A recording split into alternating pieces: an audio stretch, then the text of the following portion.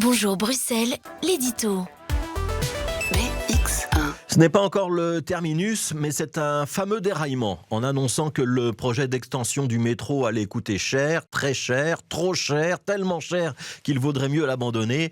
L'administration de Belléris a jeté un fameux pavé dans la mare. Alors bien sûr, Belléris n'a pas l'autorité nécessaire pour arrêter le projet, contrairement à ce qui a été annoncé. C'est le gouvernement bruxellois qui décide, mais cette administration qui gère les investissements de l'État fédéral en région bruxelloise et qui a donc un œil sur tous les grands projets, a de l'expertise et de l'expérience. Et puis surtout, les offres remises dans le cadre de ce projet d'extension sont plus de 2 fois supérieures à ce qui était attendu. On parle de 2,4 milliards environ. C'est plus que les dernières estimations sur l'ensemble de la ligne 3, alors qu'on ne parle ici que de la section nord du projet, celle qui va de la gare du Nord à la station Bordet, en passant par les communes de Schaerbeek et Evere. En clair, les chiffres sont en train de donner raison à ceux qui pensent que le métro est impayable et que la région bruxelloise doit impérativement se poser la question de savoir si elle a les moyens de ses ambitions. En termes de mobilité, l'abandon de ce projet, qui était quand même l'un des axes forts de la législature et des législatures à venir, serait un coup dur, parce qu'il suffit de passer un week-end à Paris, à Londres, à Berlin pour constater qu'un métro, c'est quand même un outil majeur de développement, que celui de Bruxelles n'est pas aujourd'hui particulièrement tentaculaire, et qu'il ne suffit pas de développer des pistes cyclables ou de mettre en place des zones de basse émission pour changer la mobilité dans une ville. Il faut aussi et surtout proposer des alternatives par le biais des transports en commun.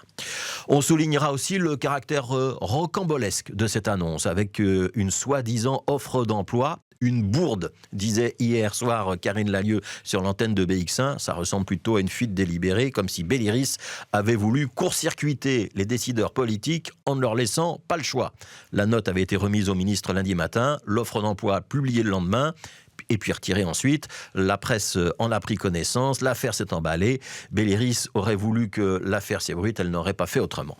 Alors que va-t-il se passer maintenant ? Plusieurs options sont sur la table. L'abandon du projet, ce que propose Belléris. Son maintien, mais en allant donc chercher d'autres sources de financement. Bon courage. La note remise au gouvernement évoque 2 autres hypothèses. Une renégociation des offres, c'est juridiquement compliqué. Puis surtout, on va retrouver parmi les soumissionnaires les mêmes entreprises que celles qui sont actives dans le chantier de la station Toute-Silmance, qu'elles ont mis à l'arrêt en estimant qu'il y avait un surcoût imprévisible en raison de l'instabilité du sous-sol. Autant dire qu'avec ces entreprises-là, la confiance est rompue.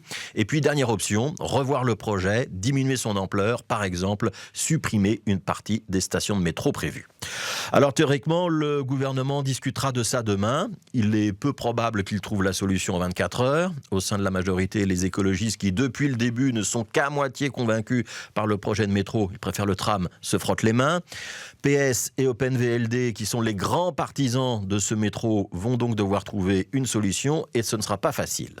Signe de ce malaise politique, personne n'a pris la parole hier, personne ne voulait s'exprimer ce matin, ni la ministre de la Mobilité, ni les autres membres de la majorité, qu'ils soient ministres ou parlementaires. Et pour donner tort à Belléris, il faudra donc que la majorité bruxelloise fasse preuve dans les heures et jours à venir de solidarité, de détermination, de cohésion, de courage politique.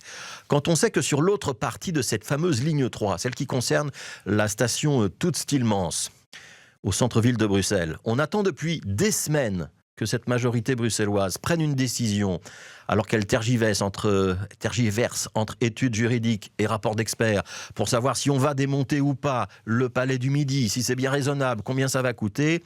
On se dit que la cohésion, la détermination, ce n'est pas ce qui caractérise la majorité bruxelloise quand on parle de mobilité. Et qu'au final, ça risque donc bien de donner raison à Belléris.